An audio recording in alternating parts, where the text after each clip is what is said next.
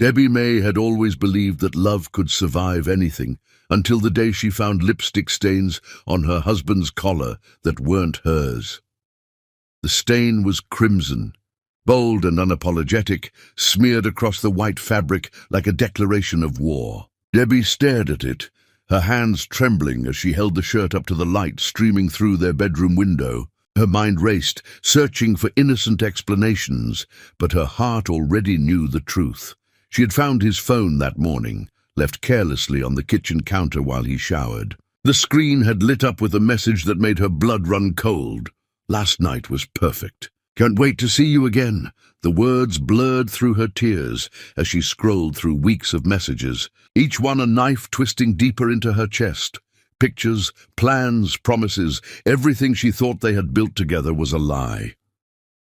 When John Roche walked into the bedroom, towel around his waist, water still dripping from his hair, he froze. His eyes went from her face to the shirt in her hands, and something shifted in his expression. Not guilt, not shame, just cold resignation. How long? Debbie's voice broke on the words. John didn't answer immediately. He walked to the closet, pulled out clothes, and began dressing as if this were just another morning. The casual cruelty of it shattered something inside her. How long, John? She demanded, her voice rising. Does it matter? He buttoned his shirt without looking at her. Does it matter? She repeated, incredulous. We've been married for years. We built a life together. I loved you with everything I had, and you're asking me if it matters.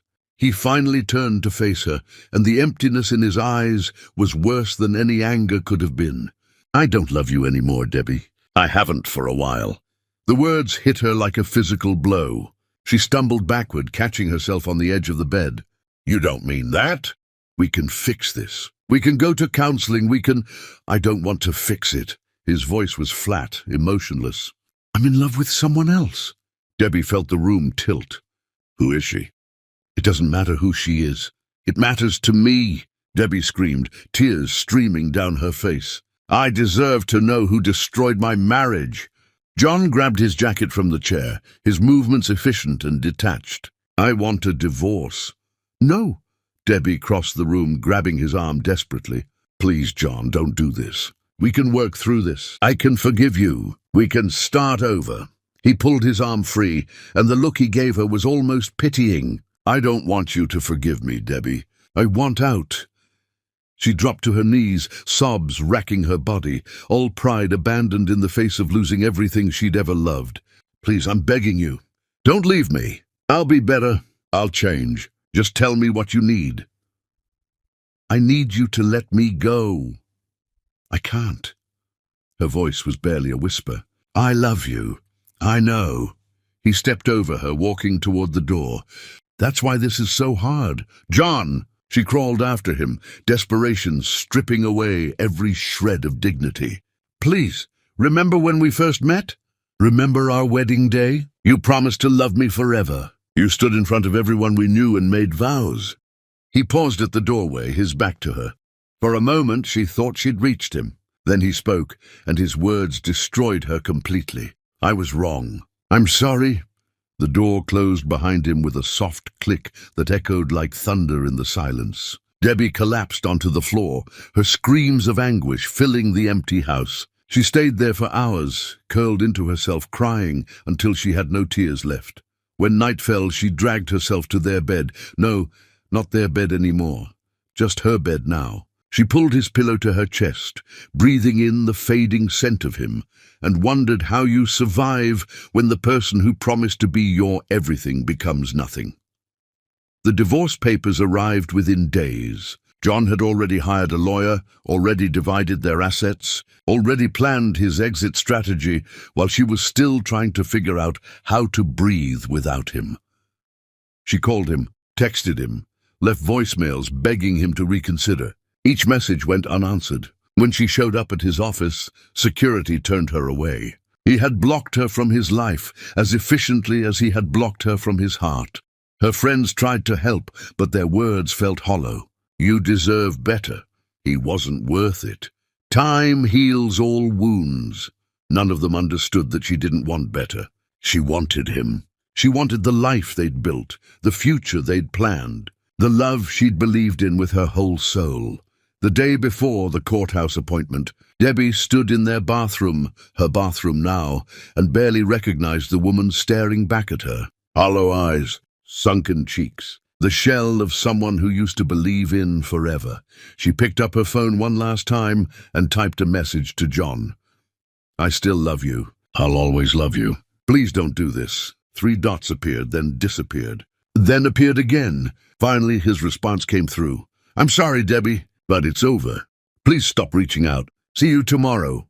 She slid down the bathroom wall, the phone falling from her hands. Tomorrow, she would sign papers that would erase years of her life. Tomorrow, she would become nothing to the man who had been everything to her. Tomorrow, her heart would officially break in ways that could never be repaired. She didn't sleep that night. She lay in the darkness, staring at the ceiling, remembering every moment they'd shared. The first kiss, the proposal, the wedding, the quiet mornings drinking coffee together. The way he used to look at her like she was the only person in the world. When had that look changed? When had love turned to indifference? When had she become someone he needed to escape from? The questions tormented her through the endless night, but no answers came. Only pain, only loss, only the terrible knowledge that tomorrow she would have to let go of the only man she'd ever loved. As dawn broke through the windows, Debbie finally rose from the bed. She dressed carefully, choosing the blue dress John had once said he loved. Maybe he would see it and remember. Maybe something would change.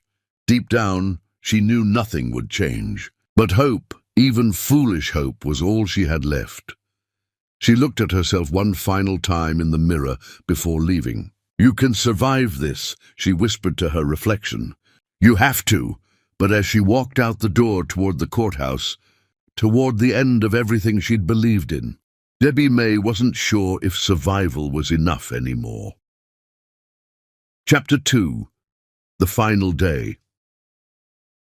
The courthouse loomed before her like a monument to shattered dreams. Debbie sat in her car in the parking lot, hands gripping the steering wheel so tightly her knuckles turned white. People walked past, some hand in hand, some alone, all carrying their own stories of love and loss.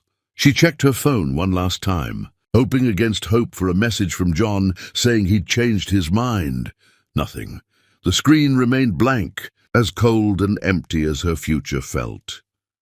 Taking a shaking breath, Debbie forced herself out of the car. Each step toward the building felt like walking through water, her body resisting the inevitable. The morning air was crisp, indifferent to the devastation happening in her heart. Inside, the courthouse buzzed with activity. Lawyers in expensive suits hurried past. Couples stood in corners having hushed, tense conversations. A woman in the corner openly wept while her attorney patted her shoulder awkwardly. Debbie wondered if that would be her in an hour. She found the correct floor, the correct room. And there, standing near the window in a sharp suit she didn't recognize, was John Roche. He looked good, too good, like a man who hadn't spent weeks crying himself to sleep. Like a man who had already moved on while she was still drowning in the wreckage of what they'd been. When he saw her, something flickered across his face. Was it regret, guilt, or just impatience to get this over with? Debbie. He nodded formally, like she was a business associate rather than the woman who had shared his life. John. Her voice came out steadier than she felt. We don't have to do this. We can still walk away. We can still save this. His jaw tightened. Don't make this harder than it needs to be. Harder? A bitter laugh escaped her. You're ending our marriage and you're worried about it being hard for you. Before he could respond, his lawyer appeared. A sharp-eyed woman with a briefcase and an expression that suggested she'd seen this scenario 1,000 times. Mr. Roche, we're ready to proceed. The next hour passed in a blur of legal terminology and paperwork. Debbie signed where they told her to sign, her hand moving mechanically while her mind screamed in protest. This couldn't be real. This couldn't be happening.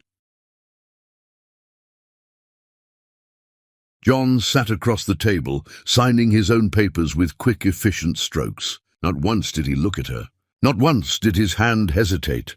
The judge, an older man with kind eyes that had probably witnessed countless heartbreaks, reviewed the documents. "Is there any possibility of reconciliation?" "No," John said immediately. The judge looked at Debbie. She opened her mouth, wanting to scream yes, wanting to beg for one more chance, wanting to throw herself at John's feet and plead. But the look on John's face, cold, distant, already gone, stopped her. "No," she whispered. "Very well. By the power vested in me by the state, I hereby grant this dissolution of marriage. You are no longer husband and wife." The gavel came down with a sharp crack that echoed in Debbie's chest. It was done. Years of love, of memories, of building a life together, ended with the strike of wood on wood. John stood immediately, already heading for the door. Debbie sat frozen, unable to process what had just happened. "John, wait!"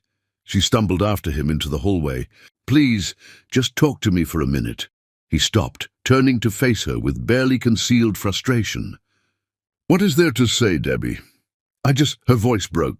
"I need to understand. Was I not enough? What did I do wrong?" For the first time that day, something almost human crossed his face. "You didn't do anything wrong. We just grew apart." "No," she shook her head violently. "No, you don't get to say that. You chose to leave. You chose someone else. You destroyed us. Don't you dare act like this just happened. Debbie, do you even care?" Tears streamed down her face openly now. "Do you feel anything at all? Or did you stop loving me so completely that watching me break doesn't even touch you?" John's phone buzzed. He glanced at it, and Debbie saw the slight smile that tugged at his lips before he caught himself. Her stomach dropped. "That's her, isn't it?" Debbie's voice was hollow. "She's waiting for you." He didn't deny it, didn't apologize, just said quietly, "I need to go." "Of course you do." The words tasted like poison. "Go to her. Go to your new life. Forget I ever existed. Debbie, I hope you find happiness." "I really do." The casual kindness of it was worse than cruelty would have been. He hoped she found happiness, like he was wishing her well at the end of a job interview, like she hadn't given him everything she had. John walked away down the courthouse hallway without looking back. Debbie watched him go, her entire body trembling with the force of her grief. He pushed through the exit doors and disappeared into the sunlight beyond, and she knew with absolute certainty that she would never matter to him again. She needed air, needed to get out of this building that had witnessed the death of her dreams. Debbie stumbled toward the exit, her vision blurring with tears. Outside, the day was beautiful, sunny, warm. The world continued turning, indifferent to her devastation. People walked past, going about their lives, while hers lay in ruins. Her chest tightened. The air suddenly felt too thick to breathe. The ground seemed to tilt beneath her feet. "Ma'am, are you all right?" A stranger's voice, concerned, distant. Debbie tried to answer, but no words came. The courthouse steps swam before her eyes. Her knees buckled. She felt herself falling, the concrete rushing up to meet her. And then, nothing. Darkness swallowed her whole, merciful and complete. She didn't see the man who had just exited the courthouse behind her, his own divorce papers still fresh in his hand, his own heart shattered from losing the woman he loved that very morning. She didn't see Michael, Paul freeze when he spotted her collapsing. She didn't see him drop his briefcase and run. All she knew was darkness, and in that darkness, she didn't have to feel the pain of losing John anymore. Inside the courthouse, in a different courtroom on a different floor, Michael Paul had just signed away his own marriage. The woman he had loved with everything in him had chosen another man. He had begged, pleaded, promised to change, and she had looked at him with pity and said no. He walked out of that courtroom a hollow shell, wondering how he would survive the loss. And then he saw Debbie May collapse on the courthouse steps, and something inside him, something he thought had died that morning, roared back to life. Without thinking, without hesitating, Michael sprinted down the steps. A woman was falling, and he couldn't let her hit the ground alone. Chapter 3. The Stranger's Promise. Michael Paul didn't think. His body moved on instinct, adrenaline overriding the numbness that had consumed him moments before. He sprinted down the courthouse steps, pushing past stunned onlookers, and dropped to his knees beside the unconscious woman. "Call an ambulance," he shouted to the growing crowd. "Someone call for help!"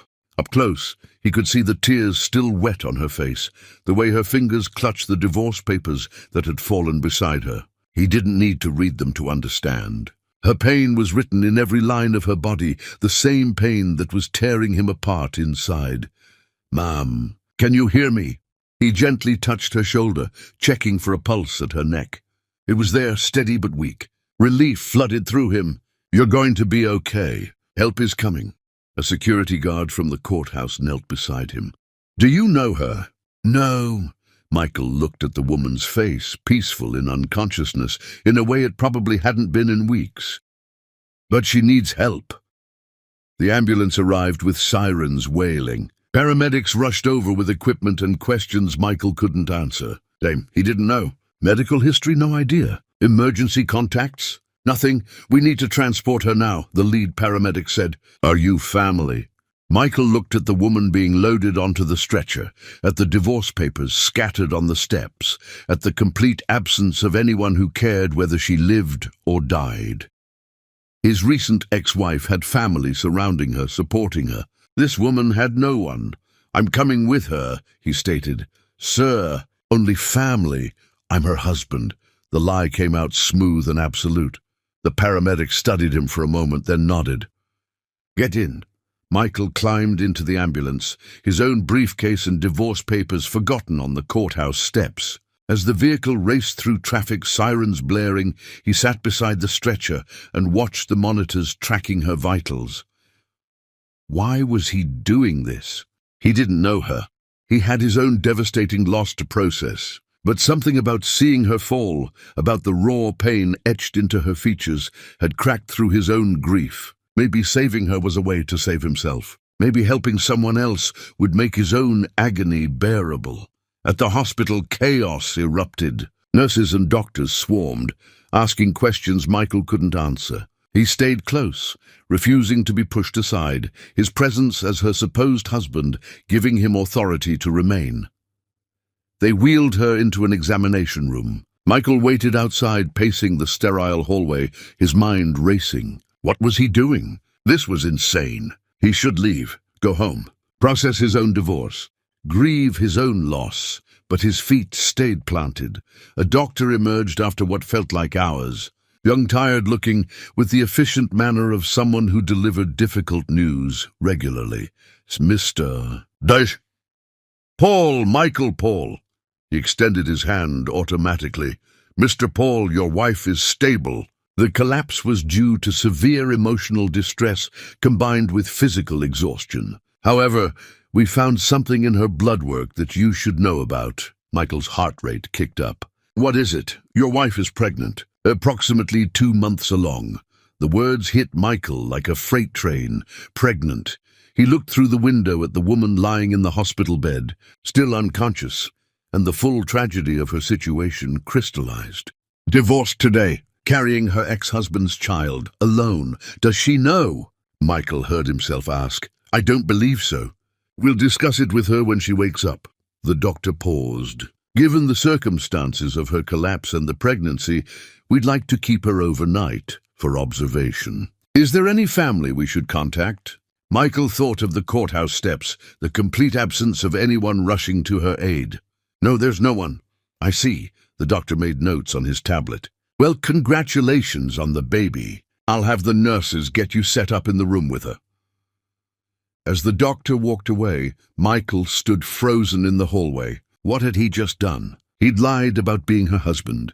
He'd inserted himself into a stranger's life at her most vulnerable moment. This was crazy. He should leave. Explain the situation to the staff. Walk away.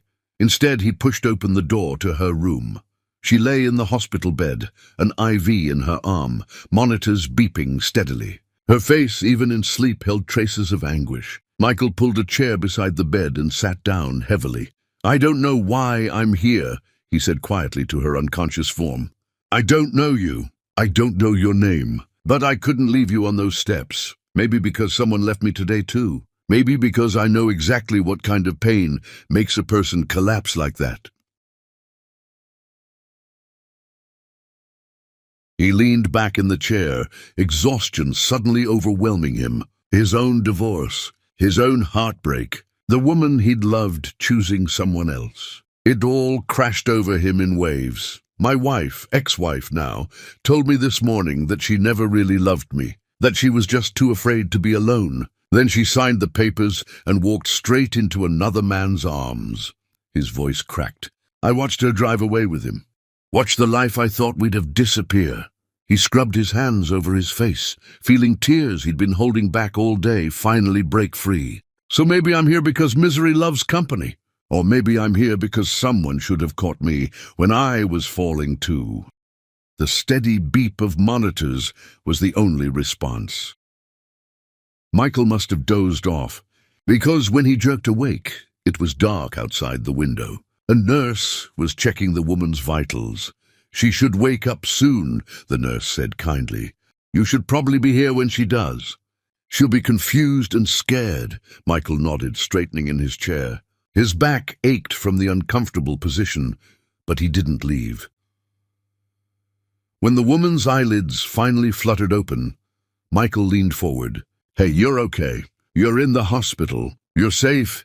Her eyes struggled to focus. When they finally found his face, confusion clouded them. Who? My name is Michael Paul. You collapsed outside the courthouse. I brought you here. She tried to sit up, wincing. I don't understand. Just take it slow. You've been through a lot. Memories seemed to flood back. Her hand flew to her mouth. The divorce? John? Oh God, it really happened. Fresh tears spilled down her cheeks. Michael reached for the tissue box, offering it to her silently. Why are you here? She asked, her voice hoarse. Why would you help me? You don't even know me. I know enough. Michael met her eyes. I was at the courthouse today, too. For the same reason, understanding dawned in her expression. You're divorced. As of this morning, he tried to smile, but it felt wrong on his face. So when I saw you fall, I guess I couldn't walk away. She studied him through her tears. Thank you. You didn't have to do that. There's something else you need to know. Michael braced himself. The doctors ran some tests. You're pregnant. The color drained from her face. I'm what? About 2 months along, they said. She stared at him in shock, then her hands moved to her stomach. No. This can't be happening. John and I, we stopped. We weren't. Her breathing quickened, panic setting in. He's going to think I trapped him. He's going to hate me even more. Hey, Michael moved closer. Breathe. Just breathe. You're okay. I'm not okay. Her voice rose. I'm pregnant with my ex-husband's baby. The man who doesn't want me. The man who chose someone else. How is any of this okay? She dissolved into sobs, her whole body shaking. Michael did something he couldn't explain. He reached out and took her hand. She gripped it like a lifeline, this stranger who had appeared in her darkest moment. When her tears finally subsided, she looked at him with red-rimmed eyes. I don't even know your name. Michael Paul. Debbie May, she laughed bitterly. Though I guess it's just May now. No more Roche. Debbie. Michael squeezed her hand gently. Listen to me. I know we just met. I know this is all insane. But I'm going to make you a promise right now. What? You're not alone. Not anymore. She shook her head. You don't owe me anything. You should go home. Deal with your own life. My life is currently an empty apartment and memories I'm trying to forget. Michael surprised himself with his honesty. So how about we make a deal? You let me help you through this, and maybe helping you will help me survive what I'm going through. Why would you do that for a stranger? Because someone should have done it for me. The truth of it settled in his chest. Because I know what it feels like to be discarded by someone who promised forever. And because that baby you're carrying deserves better than this mess. Debbie's tears fell silently. I don't understand you. You don't have to. Not yet. Michael stood up. But I'm not leaving you here alone. And when they discharge you, you're not going back to an empty house to face this by yourself. You're crazy. Probably. He almost smiled. But I'm also serious. Will you let me help you? Debbie looked at this stranger who had appeared out of nowhere, who had carried her to safety, who was offering her something she desperately needed but didn't deserve. She should say no, should tell him to leave, should handle this disaster on her own. Instead, she heard herself whisper, "Okay." Michael nodded. "Okay, get some rest. I'll be right here." As Debbie's eyes drifted closed, exhausted from emotion and trauma, Michael settled back into his chair. Through the window, the city lights sparkled in the darkness. He didn't know why he was doing this, didn't know where this path would lead. But for the first time since his wife had walked away that morning, Michael Paul felt something other than devastating loss. He felt purpose, and for now, and that was enough. Chapter 4. Broken souls under one roof, the hospital discharged. Debbie, the next afternoon, with a list of instructions for prenatal care and a prescription for vitamins she couldn't imagine affording. She sat on the edge of the bed, dressed in the same clothes she'd worn to the courthouse, and felt the weight of her new reality crushing down on her. Pregnant, divorced, alone. Michael appeared in the doorway, having stepped out to handle the paperwork. "Ready? Ready for what?" Debbie's laugh was hollow. "I have nowhere to go." "Yes, you do." He picked up the small bag the nurses had given her. "You're coming home with me." "Michael, no. I can't impose on you like that." "You're not imposing. I'm offering." He met her eyes steadily. "Debbie, where will you go? Back to the house you shared with him? Surrounded by memories of what you lost while you're carrying his child?" She flinched at the brutal honesty of it. "I'll figure something out. Or you could accept help from someone who actually understands what you're going through." Michael's voice softened. "Look, my place is huge. Too big for one person, honestly. You can have your own space, complete privacy, just until you get back on your feet. Why are you doing this?" It was the question she kept asking because his kindness made no sense. "Because yesterday morning, I stood in a different courtroom and signed papers ending my marriage. The woman I thought I'd spend my life with chose someone else." His pain was raw, visible. "I went home to an empty house and realized I couldn't remember who I was before her. So maybe I'm doing this because helping you gives me a reason to get out of bed tomorrow." The vulnerability in his confession broke something open in Debbie's chest. "We're quite a pair, aren't we? Am I disasters, recognizing disasters?" A sad smile crossed his face. "So what do you say? Will you let this disaster help you?" Debbie looked at the hospital room, then at the man who had saved her life, a stranger who somehow felt less terrifying than facing her empty future alone. "Just for a little while, until I figure things out, however long you need." The drive to Michael's house happened in relative silence, both of them lost in their own thoughts. When they pulled up to the estate, Debbie's breath caught. The property was stunning. Sprawling grounds, immaculate gardens, a house that looked like something from a magazine. "You live here alone?" she asked. "I did. My ex-wife got our apartment in the city. I got this place." Michael stared at the house like it represented everything he'd lost. "We bought it together. Planned to fill it with children someday. Now it's just me and too many empty rooms." They sat in the car for a moment, neither moving. "We don't have to go in yet," Michael said quietly. "We can just sit here if you need to." "No," Debbie opened her door. "I'm tired of running from reality." Inside, the house was beautiful but sterile, like a showroom no one actually lived in. Michael led her through the foyer, past a living room with pristine furniture, to a staircase that curved elegantly upward. "Guest room is this way." He climbed the stairs, Debbie following. "It has its own bathroom, plenty of closet space. Make yourself at home." The room was lovely. Soft cream walls, a large comfortable bed, windows overlooking the gardens. Debbie set down her small bag and felt her throat tighten. "I don't have anything. Clothes, toiletries, nothing. Everything is still at the house and I can't go back there. We'll figure it out. Tomorrow we can get whatever you need." Michael paused in the doorway. "For tonight I'll find you something to sleep in, and you must be hungry. When's the last time you ate?" Debbie tried to remember and couldn't. "I don't know."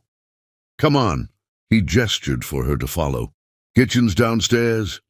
In the massive kitchen, with its marble countertops and professional-grade appliances, Michael rummaged through cabinets. "I'm not much of a cook, but I can manage the basics. How about soup?" "You don't have to." "Debbie." He turned to face her. "Stop saying I don't have to. I know I don't have to. I want to. Let me do this." She nodded, too exhausted to argue, and settled onto a stool at the kitchen island. Michael moved around the kitchen with surprising efficiency, heating soup, making toast, brewing tea. "My mom taught me," he said, catching her watching him. "She said a man who couldn't feed himself was helpless, so she made sure I learned the basics before I left home." "Where is she now?" "Gone." Pain flickered across his face. "Both my parents died when I was young. Car accident. I'm sorry. It was a long time ago." He set a bowl of soup in front of her. "Eat doctor's orders." The soup was simple but warm, and Debbie realized she was starving. Michael sat across from her with his own bowl, and for a while they just ate in companionable silence. "Tell me about him," Michael said finally. "John?" Debbie's spoon stopped midway to her mouth. "Why?" "Because holding it in is killing you. I can see it," he met her eyes. "And because I'm the only person in your life right now who won't judge you for still loving someone who hurt you." The permission to speak about John, to not pretend she was fine, broke something open. "I met him at a bookstore. He was reaching for the same novel I was, and our hands touched, and he smiled at me like I was the most interesting person he'd ever seen." Her voice went distant with memory. "We talked for hours that day. About books, about dreams, about everything and nothing. What happened?" "I don't know." Tears slipped down her cheeks. "Somewhere along the way, I stopped being interesting, started being background noise. He worked late, went out with friends, found reasons not to be home. I thought I was imagining it, that I was being paranoid or needy." She laughed bitterly. "Turns out my paranoia was just reality trying to warn me." "When did you find out about the affair?" "I found his phone. Saw the messages, the photos." Her hands clenched. "I confronted him, and he didn't even try to deny it. Just said he didn't love me anymore. Like it was that simple. Like years of marriage could just evaporate." Michael's jaw tightened. "Oh, what did you do?" "I begged." Shame colored her voice. "I got on my knees and begged him to stay. Told him I'd change, I'd be better, I'd do anything. And you know what he said? He said, 'That's why this is so hard.' Like my love for him was a burden he had to carry. He's an idiot. He's in love with someone else. Someone more exciting, more beautiful, more everything I'm not." Debbie pushed her soup bowl away, appetite gone. "And now I'm pregnant with his baby, and he doesn't even know. Probably wouldn't care if he did." "You're going to tell him?" "I don't know. Should I?" She looked at Michael desperately. "He has a right to know, doesn't he? But what if he thinks I'm trying to trap him? What if he demands I—" She couldn't finish the sentence. "Hey." Michael reached across the island, taking her hand. "No what-ifs tonight. Tonight you just survived the worst day of your life. That's enough." Debbie clung to his hand, this lifeline from a stranger who somehow understood. "Tell me about her." "Your ex-wife." Michael's expression shuttered. "Her name was Emma. We met through mutual friends, fell hard and fast. She was brilliant, beautiful, everything I thought I wanted." He pulled his hand back, rubbing his face tiredly. "I gave her everything. Built this house for her. Rearranged my whole life around making her happy. What went wrong? I wasn't enough. Or maybe I was too much. She said I suffocated her with my attention. Said she needed space to figure out who she was." His laugh was harsh. "Turns out who she was included being with someone else. Someone more spontaneous, less intense. Her words, 'Did you know about him?' No, she kept it hidden until she was sure. Then she sat me down and explained very calmly that she'd fallen for someone else and wanted a divorce. Like she was telling me about a career change. The pain in his voice was palpable. I begged too, Debbie. Got on my knees, just like you did. Promised to be different, to give her space, to be whoever she needed. And she looked at me with pity and said no. They sat in the shared misery of their parallel wounds. Two people destroyed by the same kind of betrayal. We're pathetic, Debbie said finally. Completely. Michael managed a real smile this time. But at least we're pathetic together. Despite everything, Debbie laughed. It felt foreign, wrong almost, but also desperately needed. How do we survive this? One day at a time, I guess. 1 hour at a time if we have to. Michael stood, collecting their bowls. For now, let's get you settled. Tomorrow we'll tackle the rest. He showed her where everything was. Towels, toiletries, spare clothes she could borrow. When he finally left her alone in the guest room, Debbie sat on the edge of the bed and tried to process the last day. Yesterday morning, she'd been married. Yesterday afternoon, she'd been divorced. Yesterday evening, she'd collapsed and woken to discover she was pregnant. And now she was living with a man she'd just met, in a house that was supposed to be someone else's dream. Her hand moved to her stomach, where a tiny life was growing. John's child. The last piece of a marriage that no longer existed. She should feel terrified. Should be panicking. Should be planning her escape from this insane situation. Instead, for the first time since finding that lipstick stain, Debbie May felt something other than devastating heartbreak. She felt safe, and as she climbed under the soft covers and closed her eyes, she allowed herself to believe that maybe, just maybe, she would survive this after all. Chapter 5. Healing in Silence. Days blurred into weeks. Debbie woke each morning in the guest room that had somehow become her sanctuary. Sunlight streaming through windows that overlooked gardens she was slowly beginning to appreciate. The house that had felt sterile and empty now felt like a refuge. Michael established a routine without making it feel like an imposition. He'd knock softly on her door each morning, ask if she needed anything, then disappear to give her space. Breakfast would be waiting downstairs when she emerged. Simple things like toast and fruit, tea instead of coffee because of the baby. They didn't talk much at first. Both were too raw, too broken. Instead, they existed in parallel, two wounded souls occupying the same space without demanding anything from each other. But slowly, the silence between them became comfortable rather than awkward. One morning, Debbie found Michael in the kitchen, staring at a frying pan like it was a puzzle he couldn't solve. "What are you doing?" she asked. "Attempting scrambled eggs." Emphasis on attempting. He gestured at the pan where eggs were definitely burning. "This is why I stick to toast." Debbie couldn't help but smile. "Move over." "You don't have to." "I know. Move." She took over the stove, scraping the burnt eggs into the trash and starting fresh. Michael watched her work, and something about the domestic simplicity of it eased a knot in her chest she hadn't realized was there. "You're good at this," he observed. "My grandmother taught me. She said cooking was meditation. You can't worry about your problems when you're focused on not burning the eggs." Debbie plated the eggs, adding herbs she'd found in the fridge. Apparently, she was wrong about that part. They ate together at the kitchen island, and Michael made a sound of appreciation. "These are incredible, way better than my charcoal attempts." The bar was pretty low. He laughed, and the sound surprised them both. When had they last laughed? When had joy been something other than a memory? After breakfast, Michael cleared his throat. "I was thinking of taking a walk in the gardens. Want to join me? Fresh air is supposed to be good for the baby." Debbie hesitated. The idea of existing beyond the house felt overwhelming, but Michael's expression was hopeful without being pushy, and something about that made her nod. "Okay, just for a little while." The gardens were more extensive than Debbie had realized. Stone pathways wound through beds of roses, past a small fountain under trellises covered in climbing vines. Michael walked beside her slowly, matching her pace without comment. "Emma designed these gardens," he said quietly. Spent hours planning every detail. Now they're just here, growing without her. Do you hate them? Because they remind you of her? I thought I would.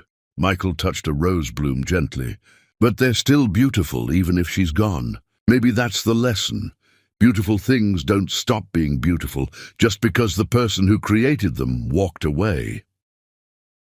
Debbie thought about that. About the life growing inside her, created with John when she thought they had forever. You think that applies to everything? I think it has to. Otherwise, how do we survive? He looked at her. Your baby is going to be beautiful, Debbie. Even if John is too blind to see it. Tears pricked her eyes. Haven't told him yet. About the pregnancy. Do you want to? I don't know. Part of me thinks he deserves to know. Another part thinks he gave up any right to know when he walked away. She wrapped her arms around herself. What if he tries to take the baby from me? What if he uses this to hurt me more? Then I'll stand between you and him. Michael's voice was firm. You're not alone in this, remember? They continued walking, the conversation drifting to safer topics. Michael told her about the house, about how he'd bought it thinking he'd fill it with family.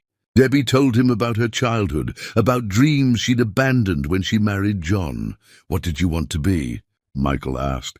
Before him, a teacher. I wanted to work with kids, help them love reading the way my grandmother helped me. Debbie smiled sadly. John thought it was impractical, that teachers didn't make enough money, that I should focus on supporting his career instead. And you listened to him. I loved him. I thought love meant sacrifice. She shook her head. Turns out I was just making myself smaller to fit into his life. You're not small, Debbie. You're just compressed, like a spring waiting to expand again. The metaphor was odd, but somehow perfect. She looked at Michael with new appreciation. You're different from what I expected. What did you expect? I don't know. Someone smoother, more put together? You're kind of a mess. I'm a complete mess, he agreed cheerfully. But I'm a well-intentioned mess. They walked until Debbie grew tired, then headed back to the house. As they approached the door, she impulsively reached out and squeezed his hand. Thank you for the walk, for everything. Michael squeezed back. Thank you for not burning the eggs. That night, Debbie had another nightmare about John. She woke gasping, tears streaming down her face, the ghost of his cold dismissal haunting her. Before she could spiral into the familiar darkness, there was a soft knock on her door. Debbie, you okay? She considered lying, saying she was fine. Instead, she said no. Michael entered carrying 2 mugs of tea. He set one on her nightstand and settled into the chair near the window. He didn't ask what was wrong, didn't offer empty platitudes. Just sat there in the darkness, a steady presence. Tell me about your mom, Debbie said finally, needing to think about anything other than her own pain. Michael's face softened. She was amazing, strong, funny, always knew exactly what to say to make things better. When my dad died in the accident, he was driving, hit by a drunk driver. She held our family together even though she was shattered. How did she die? Heart gave out a few years later. Doctors said it was a medical condition, but I think she died of a broken heart. His voice cracked slightly. She loved my dad so much. Losing him broke something in her that never healed. I'm sorry. Me too, Michael sipped his tea. But she taught me something important before she died. She said that love, real love, doesn't destroy you. It makes you bigger, stronger, more yourself. If you're getting smaller, if you're losing pieces of who you are, that's not love. That's something else. Debbie absorbed his words. John made me smaller. Emma made me smaller too. I twisted myself into knots trying to be what she wanted until I didn't recognize myself anymore. Michael looked at her. We gave our love to people who didn't know how to hold it. That's their failure, not ours. Then why does it hurt so much? Because we loved anyway, even when they didn't deserve it. He finished his tea. But just because we loved the wrong people doesn't mean we loved wrong.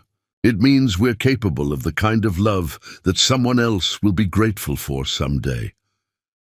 You really believe that? I have to. Otherwise, what's the point of surviving this? They sat in comfortable silence until Debbie felt her eyelids growing heavy. Michael stood to leave, but she stopped him. "Will you stay? Just until I fall asleep. I don't want to be alone with my thoughts." "Of course." Michael settled back into the chair, and Debbie closed her eyes. His presence was an anchor, keeping her from drifting into the dark waters of her grief. As sleep claimed her, she heard him humming softly, an old lullaby his mother had sung to him.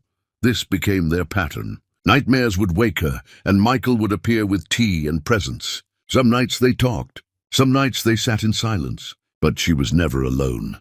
During the days, they coexisted with increasing ease. Michael began working from home, setting up an office in one of the spare rooms. Debbie started venturing into other parts of the house, slowly claiming space.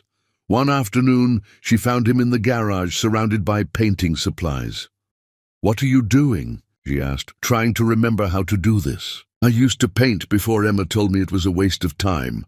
He gestured at a blank canvas. "Figured it was time to reclaim old hobbies." "Can I watch?" "Only if you don't judge." Debbie pulled up a stool as Michael began mixing colors. His strokes were hesitant at first, then grew more confident. What emerged was abstract but beautiful, swirls of blue and gray that somehow captured the feeling of grief. "It's perfect," Debbie breathed. "It's terrible, but it's mine." Michael stepped back, studying his work. "That's enough for now." Inspired, Debbie started reading again, something she'd abandoned during her marriage when John complained about her wasting time with books. She'd curl up in the window seat of her room, losing herself in stories of people whose problems made hers feel less insurmountable. Michael would find her there, so absorbed she didn't hear him approach. He'd leave fresh tea and snacks without disturbing her, and she'd discover them later with a note, "For the baby, also for you." Slowly, imperceptibly, they both began to heal. Debbie's pregnancy progressed. Her stomach began to round, a visible reminder of the life growing inside her. Michael helped her shop for maternity clothes, never once making her feel embarrassed or uncomfortable. He'd hold up options and ask her opinion, treating it like an adventure rather than a chore. "How do you know so much about women's clothes?"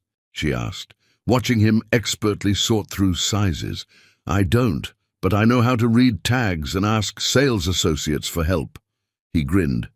"Also YouTube tutorials. Don't underestimate the power of the internet." One evening, they were sitting in the living room, Michael painting, Debbie reading, when she felt it. A flutter, so light she almost missed it. "Oh!" Her hand flew to her stomach. Michael's brush froze mid-stroke. What's wrong?" "Nothing's wrong. The baby just..." She felt it again, stronger this time. The baby kicked. Michael crossed the room in seconds. "Really?" "Here." Without thinking, Debbie grabbed his hand and pressed it against her stomach. "Wait for it." They stood frozen, waiting. Then there, a tiny bump against Michael's palm, his face transformed with wonder. "Hello there, little one." His voice was soft, reverent. "I'm Michael. I'm going to take care of you and your mama." Tears streamed down Debbie's face as she watched this man, who owed her nothing, fall in love with her unborn child. A child that wasn't his. A child that was the product of her failed marriage. "Michael, don't!" He met her eyes. "Don't say I don't have to care. Don't say this isn't my responsibility. I choose this, Debbie. I choose you both." Something shifted between them in that moment. A deepening of connection that went beyond shared grief. They were no longer just two broken people seeking refuge. They were becoming something else. Something that felt dangerously like family. That night, after Michael left her room following another nightmare session, Debbie lay awake thinking about the changes in her life. Months ago, she'd been married to John, believing in forever. Now she was divorced, pregnant, and living with a stranger. But Michael didn't feel like a stranger anymore. He felt like home. And that terrified her more than anything, because she'd thought John was home too. What if she was wrong again? What if she was reading too much into Michael's kindness? What if he woke up one day and realized this was too much, that she was too broken, that saving her had been a mistake? She touched her growing belly, feeling the flutter of life inside her. "Your mama is scared, little one," she whispered. "Scared to trust. Scared to hope. Scared to believe that maybe, just maybe, we're going to be okay." But as she drifted off to sleep for the first time since John left, Debbie May allowed herself to believe in possibility, not in forever, not in perfect endings, but in tomorrow, and the tomorrow after that, one day at a time. Chapter 6. The first kick morning sickness had finally subsided, replaced by an appetite Debbie hadn't experienced in years. She stood in Michael's kitchen experimenting with recipes, rediscovering a passion for cooking she'd forgotten she had. "Something smells incredible." Michael appeared in the doorway, hair still damp from his shower. "Cinnamon rolls. From scratch." Debbie pulled the pan from the oven, golden and perfect. "My grandmother's recipe. I haven't made these since before I married John." Michael grabbed a fork eagerly. "Why not?" He didn't like sweet breakfast. Said it was unhealthy. Made me feel guilty every time I wanted them. She drizzled icing over the warm rolls. "I can't believe I let someone's opinion stop me from doing something I loved. Emma did that to me with painting. Said it was childish, a waste of time." Michael took a bite and groaned. "These are dangerous. I'm going to eat the whole pan." "Good. The baby wants cinnamon rolls. So the baby gets cinnamon rolls." They sat at the kitchen island, eating warm rolls and drinking tea, the morning sun streaming through the windows. These moments had become Debbie's favorite. The quiet domesticity, the ease of being with someone who didn't demand she be anything other than herself. "I've been thinking," Michael said, licking icing from his fingers. "We should turn one of the spare rooms into a nursery." Debbie's hand stilled. "Michael, that's too much." "It's not too much. It's necessary. The baby needs a room, and we have plenty of space." He met her eyes. "Unless you're planning to leave?" "Are you?" "No, I don't know. I can't stay here forever." "Why not?" The question hung in the air between them. Why not? Because it was his house? Because she was imposing? Because staying meant admitting she was building a life here with him, and that terrified her. "Because this isn't my home," she said finally. "It could be." Michael's voice was gentle. "If you wanted it to be." Debbie's chest tightened. "You don't know what you're saying." "I'm a mess, Michael. I'm pregnant with another man's baby. I wake up crying most nights. I'm broken in ways I don't know how to fix." "So am I." He reached across the island, taking her hand. "So let's be broken together. Let's build something new from the pieces of what we lost." Before Debbie could respond, her phone buzzed. She glanced at the screen and froze. "John." Michael saw her face change. "What is it?" "It's him, John." Her voice shook. "He's texting me." "What does he want?" Debbie read the message, her stomach dropping. "He says he needs to talk to me. Says it's important. He wants to meet. Do you want to see him?" "I don't know." Debbie stared at the phone like it was a snake. "Part of me does. Part of me hopes he's realized he made a mistake. But another part knows that's impossible. People don't change. What does your gut say?" "My gut says I'm terrified either way. If he wants me back, I don't know if I could trust him. If he doesn't, seeing him will just hurt all over again." She looked at Michael helplessly. "What should I do?" "I can't answer that for you. But I can tell you that whatever you decide, I'll support you."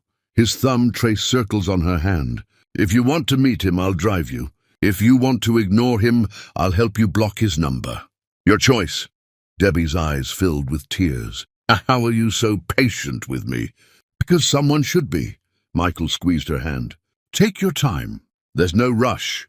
She spent the day agonizing over the decision. Michael gave her space, working in his office, checking on her occasionally, but not pushing. Finally, as evening approached, Debbie made her choice. She texted John back, "I'll meet you. Tomorrow afternoon. Public place." His response was immediate. "Thank you. Coffee shop on Maple Street?" "Fine, 3 o'clock." She set the phone down, her hands shaking. Michael appeared in the doorway as if summoned. "I'm meeting him tomorrow," Debbie said. "I have to know what he wants. I have to get closure or confirmation or something." "Okay, I'll drive you." "You don't have to." "Debbie." Michael crossed the room, kneeling in front of where she sat. Stop saying I don't have to, I want to. You're not facing him alone. That night, sleep eluded her. Debbie tossed and turned, imagining tomorrow's meeting. Would John look different? Would he regret leaving? Would he want her back? And the terrifying question beneath all others, if he did want her back, what would she say? Around midnight, unable to stand her churning thoughts, Debbie gave up and went downstairs. She found Michael in the living room, staring at a half-finished painting. Couldn't sleep either, she asked. Nope, he gestured to the couch. Join me in insomnia solidarity. Debbie settled beside him, pulling a blanket over her legs. What are you thinking about? Tomorrow, you and John, whether I'm making your life better or more complicated. He leaned back, running a hand through his hair. What if he wants you back, Debbie? What if seeing him makes you realize you still love him? I do still love him. I hate that I do, but I can't just turn it off. Michael flinched slightly. Right. But, Debbie continued, loving him doesn't mean I should be with him. It doesn't erase what he did. It doesn't make him safe. What if he's changed? People don't change that fast. And even if he has, even if he's sorry and wants another chance... Debbie trailed off, trying to articulate feelings she barely understood. I'm not the same person who begged him to stay. That woman died on the courthouse steps. Who are you now? I don't know yet. I'm still figuring that out. She looked at Michael. But I know I'm someone who deserves better than what he gave me. Pride flickered across Michael's face. Yes, you do. They sat in comfortable silence, the house quiet around them. Debbie's hand rested on her stomach, feeling the occasional flutter of movement. The baby's active tonight, she murmured. Can I? Michael gestured to her belly. Debbie nodded and Michael placed his hand gently on her stomach. They waited together in the dim light and then, there. A strong kick directly against his palm.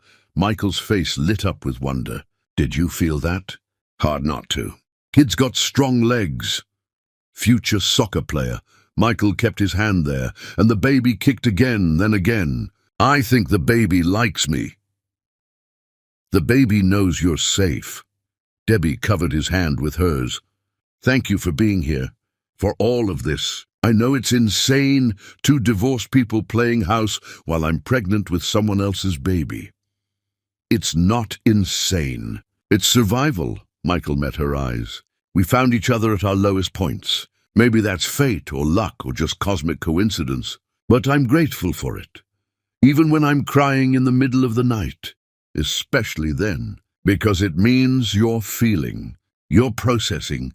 You're surviving. He shifted closer. Don't shut down your emotions for my sake, Debbie. I can handle your grief. What if I never stop grieving? Then I'll sit with you in the grief until you're ready to move forward. However long that takes. Debbie felt tears slip down her cheeks. How did I get so lucky to find you? I think we found each other. Michael brushed a tear away gently. Two broken people stumbling into the same disaster and deciding to face it together. They stayed like that, his hand on her belly, the baby kicking between them, until Debbie's eyelids grew heavy. Michael helped her back to bed, tucking the blanket around her like she was something precious. Get some rest, he whispered. Tomorrow will be hard enough without exhaustion. Stay, she caught his hand, just until I fall asleep. Michael settled into the chair by her bed, and Debbie closed her eyes. His presence was a comfort, a steady anchor in the storm of her emotions. As sleep finally claimed her, her last conscious thought was surprising.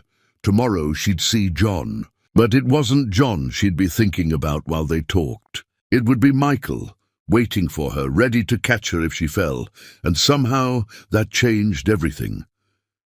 Morning came too quickly. Debbie dressed carefully, choosing an outfit that accommodated her growing belly while still making her feel confident. Michael made her breakfast even though she couldn't eat, her stomach twisted in knots. You don't have to do this, he reminded her. You can cancel. No, I need to face him, need to hear whatever he has to say. She pushed eggs around her plate. And I need to tell him about the baby. Michael's jaw tightened. You're sure? He deserves to know. Even if he doesn't care, even if he walks away again, I have to give him the chance. She looked at Michael. Is that stupid? It's honest. That's never stupid. The drive to the coffee shop felt endless and too short simultaneously. Michael parked across the street but didn't move to get out. "I'll wait here," he said. "But if you need me, if anything goes wrong, just text and I'll be there in seconds." Debbie nodded, trying to calm her racing heart. "What if he wants me back?" "Then you have a decision to make." Michael's voice was careful, controlled. "And whatever you decide, I'll respect it, even if I choose him." Pain flashed across Michael's face before he controlled it. "Even then, your happiness matters more than my feelings." Debbie reached over and kissed his cheek impulsively. "You're a good man, Michael Paul. Go, before you're late." She climbed out of the car on shaking legs and crossed the street to the coffee shop.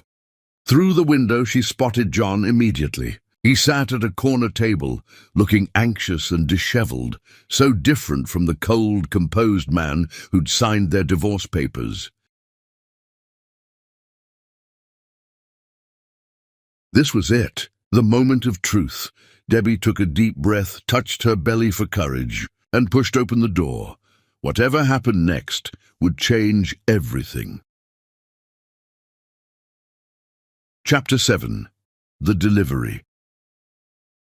The confrontation with John had gone exactly as Debbie feared, and somehow worse. He didn't want her back. He wanted money. His relationship had fallen apart spectacularly, leaving him broke and desperate, and he'd hoped Debbie would help him. When she'd told him about the pregnancy, his face had drained of color before hardening into resentment.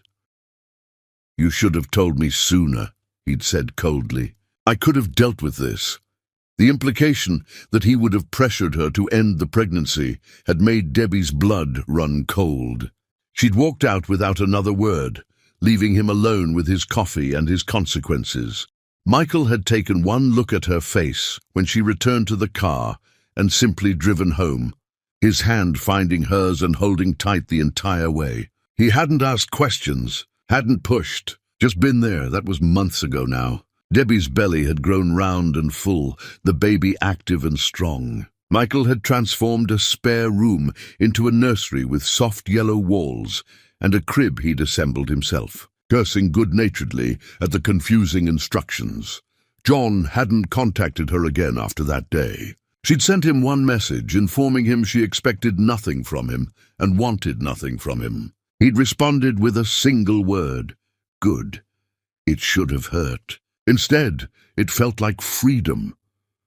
Debbie stood in the nursery now, one hand on her aching back, the other rubbing her belly. She was tired, swollen, uncomfortable, and somehow happier than she'd been in years.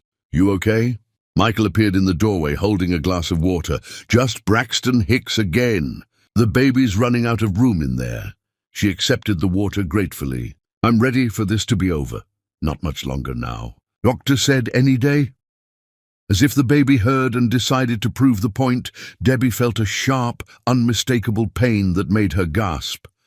Michael was at her side instantly. What's wrong?" I think another pain, stronger this time." Debbie looked down to see water pooling at her feet. "My water just broke."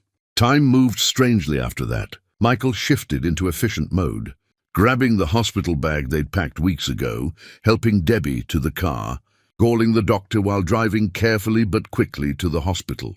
"You're doing great," he kept saying. "Just breathe through it. Easy for you to say." Debbie gripped the door handle as another contraction hit. "You're not pushing a human out of your body." Fair point. At the hospital, nurses descended with wheelchairs and questions. Michael stayed glued to Debbie's side, answering what he could, deferring to her for the rest. "Are you the father?" a nurse asked. Debbie and Michael exchanged glances.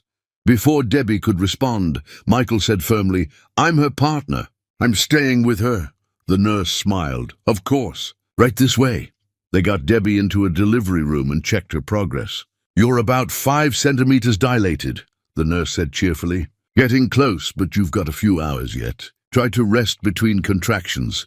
Rest was impossible. The pain came in waves, each one stronger than the last. Michael held her hand through every contraction, let her squeeze until his fingers went numb, never once flinching or pulling away. "I can't do this." Debbie gasped after a particularly brutal contraction. "It hurts too much." "Yes, you can. Michael brushed sweat-soaked hair from her face.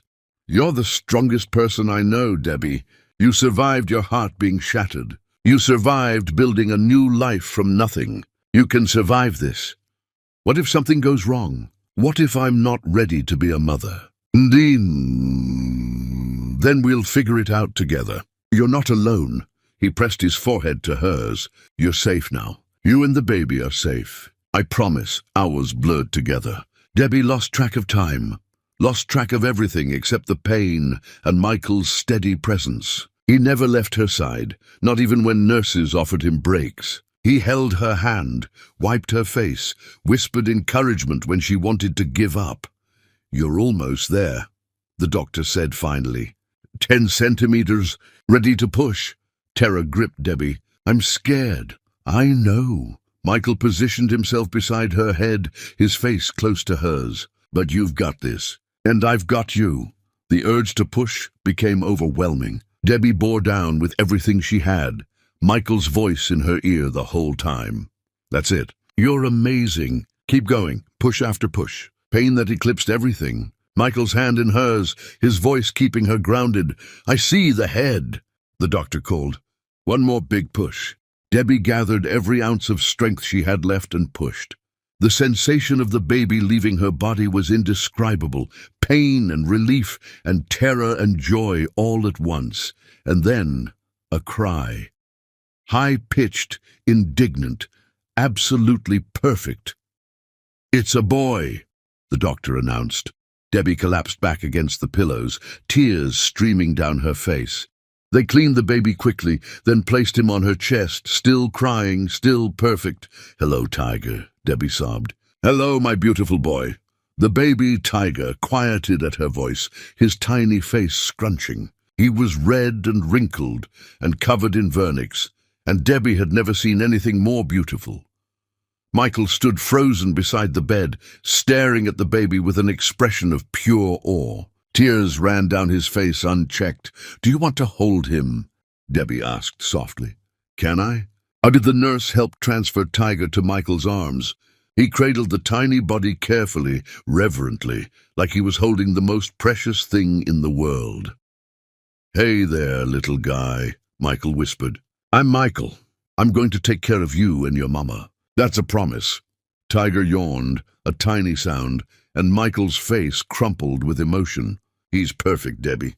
Absolutely perfect." Watching Michael hold her son, John's biological son, but Michael's in every way that mattered, Debbie felt something shift deep in her chest. This man who owed her nothing had given her everything, had stayed through her darkest nights, had held her hand through the pain of childbirth, had fallen in love with her child before he was even born. "Michael," she said quietly. He looked up from Tiger's face. "Thank you for all of it, for saving me. You saved yourself, Debbie. I just had the honor of witnessing it." He smiled down at Tiger. "And now we get to watch this little warrior grow up." The nurse returned to take Tiger for his measurements and tests. Michael reluctantly handed him over, then turned back to Debbie. "How are you feeling?" "Exhausted, sore, terrified, happy." She laughed weakly. "All of it at once. You are incredible. I've never seen anything so brave." Michael sat on the edge of the bed, taking her hand. "I'm in awe of you." Debbie felt tears well up again. "I couldn't have done it without you." "Yes, you could have. But I'm glad you didn't have to." When they brought Tiger back, cleaned and swaddled, Michael helped Debbie get comfortable for the first feeding. He adjusted pillows, brought water, hovered anxiously until she laughed at him. "I'm fine. We're fine. Sit down before you wear a hole in the floor." Michael settled into the chair beside the bed, watching as Tiger latched on and began nursing. His expression was soft, unguarded, full of a love so profound it made Debbie's chest ache. "I love him," Michael said simply. "I know he's not mine biologically. I know this is complicated and messy, but I love him like he is mine." "He is yours." Debbie's voice was firm. "Biology doesn't matter. You're the one who's been here. You're the one who cared. You're his father in every way that counts." Michael's eyes welled with tears. "You mean that?" "With everything I am." They sat in the quiet of the hospital room, the chaos of the world beyond locked out. Just the three of them, a family formed not by blood or tradition, but by choice and survival and love that grew from the ashes of their broken hearts. Tiger finished nursing and fell asleep in Debbie's arms, his tiny face peaceful. Michael took him carefully, walking around the room and humming the same lullaby he'd hummed to Debbie during her nightmares. "You're a natural," Debbie observed. "I'm terrified I'll break him." "You won't, you're too careful." She watched him pace, swaying gently with Tiger. "Michael?" "Yeah? A date to tea. I'm falling in love with you." The words came out in a rush. "I know it's complicated. I know we both swore we'd never trust anyone again. But somewhere between you catching me on those courthouse steps and you holding my son like he's yours, I fell in love with you." Michael stood frozen, Tiger still in his arms. "Debbie, you don't have to say anything. I just needed you to know. You've given me so much, and I wanted you to know that you have my heart, however broken it still is." Michael carefully placed Tiger in the bassinet beside the bed, then returned to Debbie. He cupped her face gently, his thumb brushing her cheek. "My heart is broken too. Shattered, really. But the pieces that are left, they're all yours." He leaned in, pressing his forehead to hers. "I love you, Debbie May. I love you and I love Tiger, and I want to build a life with both of you if you'll have me." Debbie pulled him down into a kiss, soft, tentative, full of promise. When they broke apart, both were crying. "We're quite a mess," she laughed through her tears. "The best kind of mess." Tiger chose that moment to wake up and start fussing. Michael picked him up immediately, cradling him close. "Shh, buddy. Mama needs rest. Let's give her a few minutes, yeah?" He paced the room with Tiger, and Debbie watched them, her son and the man who had saved them both. Her heart, so thoroughly broken by John, had somehow found a way to heal. Not completely. Maybe it never would be completely whole again, but it was whole enough to love. And right now, that was everything. Chapter 8. Becoming a Family. The first weeks home with Tiger were a blur of sleepless nights and steep learning curves. Debbie had read all the parenting books, but nothing prepared her for the reality of a newborn who seemed determined to sleep only in 15-minute increments. Michael stepped up in ways that left Debbie speechless. He took the night shift without being asked, pacing the halls with a screaming Tiger in the early hours, singing off-key lullabies until the baby settled. He changed diapers without complaint, mastered swaddling techniques through trial and error, and could heat a bottle to the perfect temperature in his sleep. "You're better at this than I am," Debbie said one exhausted morning, watching Michael expertly burp Tiger after a feeding. "I'm not better. I'm just well-rested because you handled the midnight feeding." He kissed Tiger's downy head. "We're a team." But they weren't just a team anymore. Something had shifted since Debbie's confession in the hospital. The love between them was no longer unspoken, no longer just implied in gentle gestures. It lived in the way Michael would kiss her forehead when passing in the hallway, in how Debbie would reach for his hand when they sat together watching Tiger sleep, in the small intimacies of two people building a life together.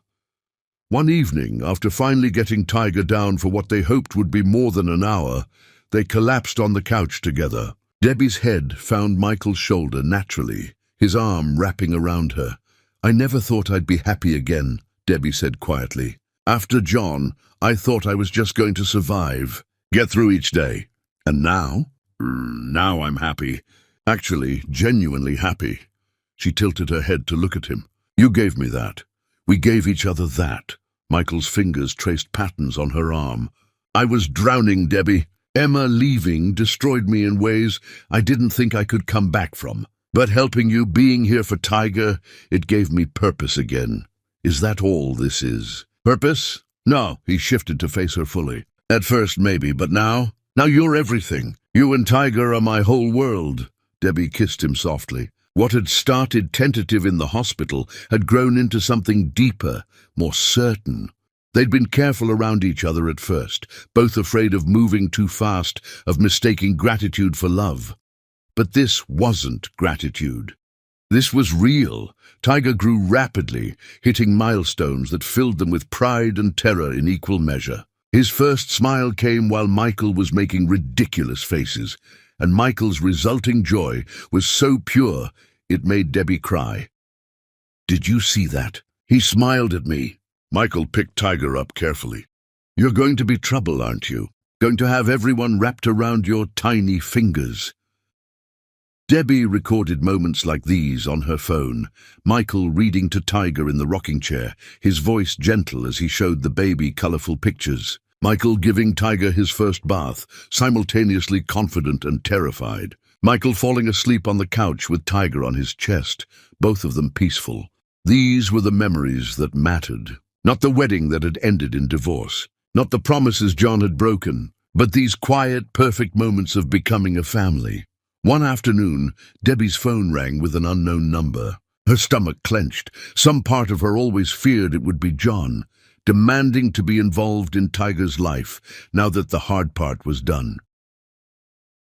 "Hello? Is this Debbie May?" An official-sounding woman's voice. "Yes?" "No, this is calling from the county clerk's office. We have documents here that need your signature regarding a name change petition for a minor child." Debbie's breath caught. "I didn't file any petition." According to our records, Michael Paul filed on behalf of Tiger May, requesting a legal name change to Tiger Paul and initiation of adoption proceedings. Debbie's hand flew to her mouth. Michael stood in the doorway, clearly having heard the conversation, looking nervous. "I'll call you back," Debbie managed, hanging up.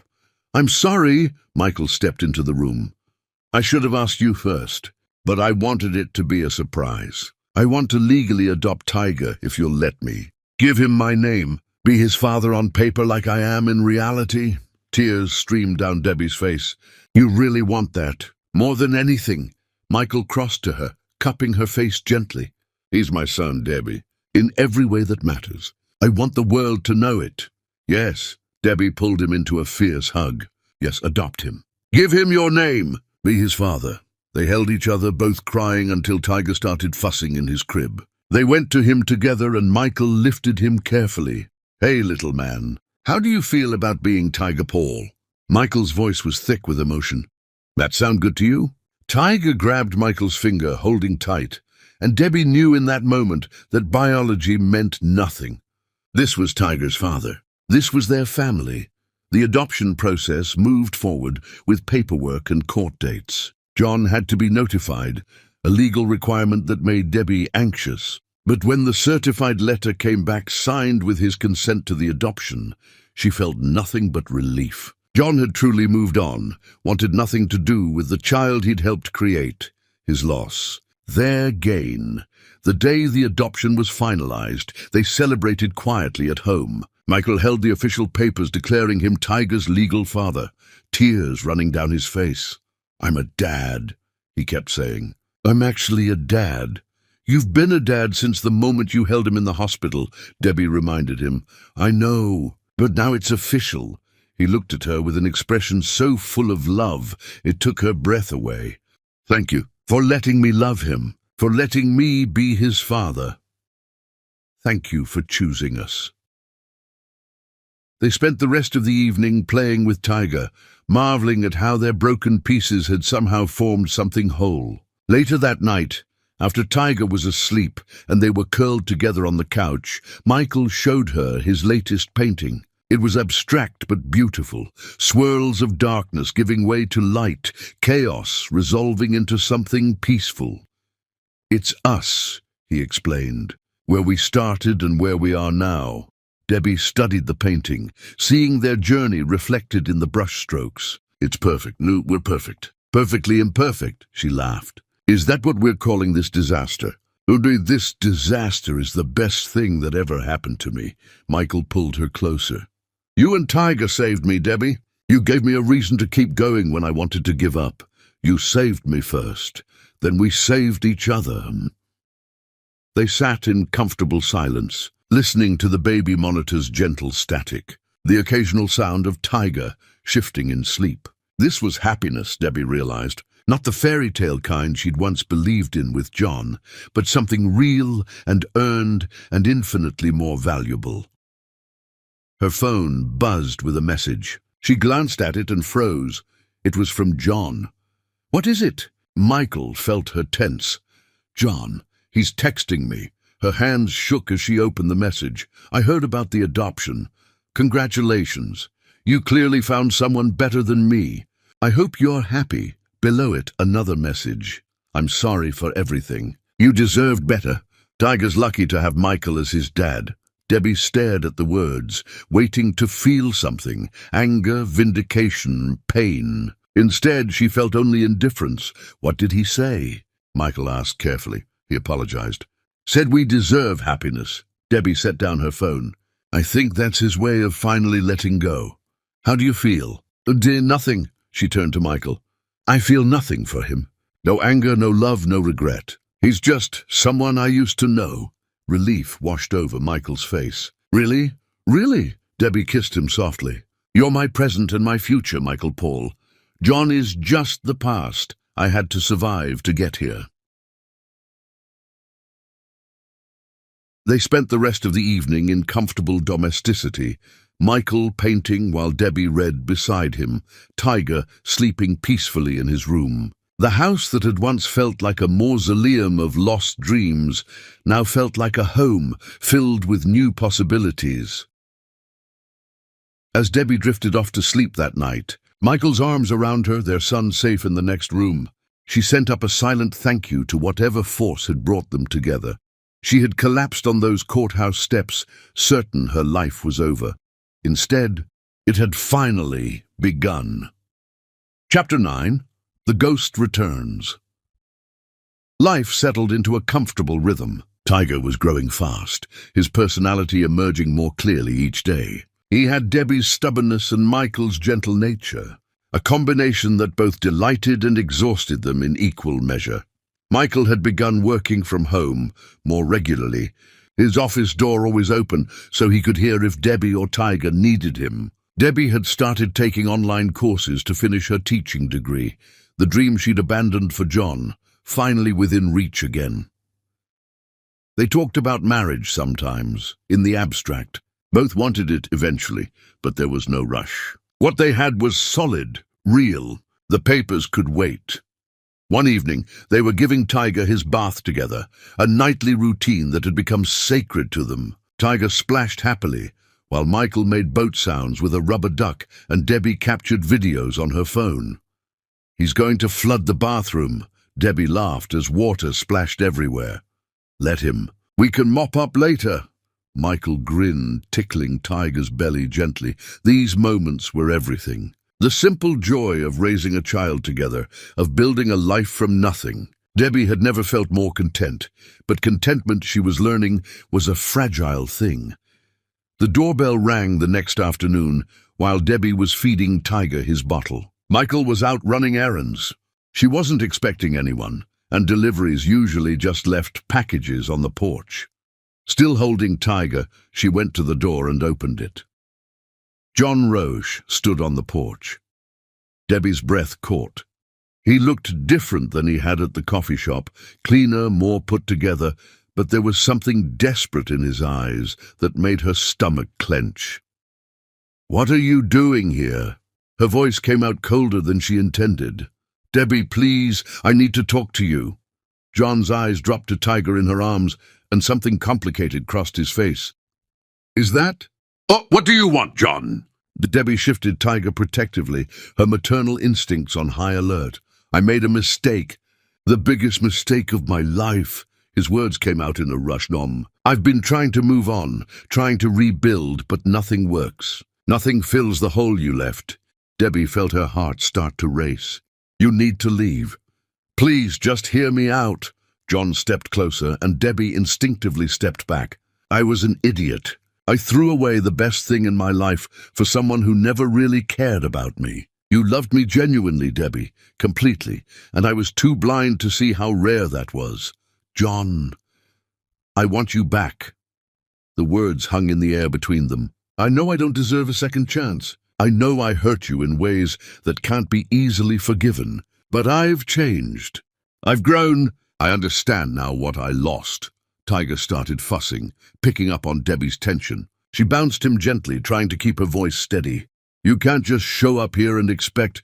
I'm not expecting anything. I'm begging. John's voice cracked. I'm on my knees here, Debbie. I want my family back. I want to be a father to my son. I want us to try again. The word son sent ice through Debbie's veins. He's not your son. Not legally. Not in any way that matters. He's my biological child. That has to count for something. John's desperation was palpable. I signed those adoption papers when I was angry and confused. I made another mistake. But I'm here now, ready to be a father, ready to be a husband, ready to make this right. Debbie felt the room tilt. This was the fantasy she'd had for so long, John realizing his mistake, wanting her back. But standing here now, holding Tiger, she felt none of the joy she'd once imagined, only dread. You need to leave, she repeated. Think about Tiger. John's voice took on a pleading edge. He deserves to know his real father, to have both parents. You're being selfish keeping him from me. I'm being selfish? Anger flared in Debbie's chest. You walked away. You wanted nothing to do with him. You signed away your rights. I was hurt. I wasn't thinking clearly. John ran a hand through his hair, frustration bleeding through. But I'm thinking clearly now. We were good together, Debbie. We can be good again. We can be a family. Before Debbie could respond, she heard Michael's car pull into the driveway. Relief and fear crashed together in her chest. John saw her expression change. That's him? The guy who swooped in and played hero. Michael didn't swoop in. He saved me when you destroyed me. Debbie's voice shook with barely controlled emotion. He was there for every moment you should have been there for. Michael appeared at the door, grocery bags in his arms. He took in the scene immediately, Debbie holding Tiger protectively, a strange man on the porch, tension thick in the air. Is there a problem here? Michael set down the groceries, his entire demeanor shifting to protective. John looked at Michael with barely concealed resentment. I'm talking to my wife about my son. Ex-wife, Debbie corrected sharply. And Tiger is Michael's son. You gave up any claim you had. I gave up my rights under duress. John's voice rose. You can't expect me to just walk away from my own flesh and blood. You already did walk away. Michael's voice was deadly calm. You walked away from Debbie when she needed you most. You walked away from Tiger before he was even born. You don't get to suddenly decide you want to play father now that all the hard work is done. Who the hell are you to tell me about my own child? I'm the one who held Debbie's hand through delivery. I'm the one who's been up every night taking care of Tiger. I'm the one who changed diapers and gave bottles and walked the floors at 3 in the morning. Michael's jaw was tight. I'm the one who was there. Where were you? John turned back to Debbie, ignoring Michael entirely. You really think he loves you? He probably just felt sorry for you, saw a damsel in distress, and wanted to play hero. But that's not real love, Debbie. What we had was real. What we had was one-sided. Debbie's voice was steady now, certain. I loved you. You used me. There's a difference.